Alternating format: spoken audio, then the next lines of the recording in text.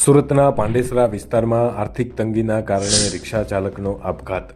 જય અંબે સોસાયટીમાં રહેતા 40 વર્ષીય રામજી મંડલે ઘર પાસે એસિડ ગડગડાવી અને કર્યો આપઘાત। પુત્રીના લગ્ન કરવા ફાઇનાન્સ કંપની સહિત અન્ય લોકો પાસેથી વ્યાજે રૂપિયા લીધા હતા। આવતીકાલે ફાઇનાન્સ કંપનીનો 7,000નો હપ્તો ભરવાનો હતો। ભાડાના મકાનમાં રહેતા રામજી બચત પર ઓટો રિક્ષા ચલાવતા હતા। આર્થિક તંગીને લઈ અને પતિ પત્ની વચ્ચે બોલચાલ પણ થઈ હતી।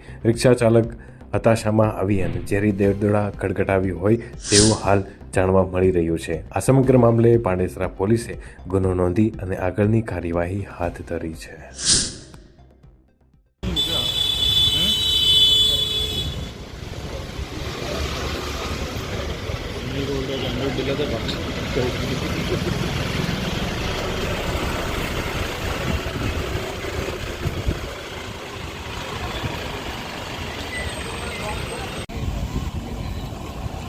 पापा का दूसरा मोबाइल अच्छा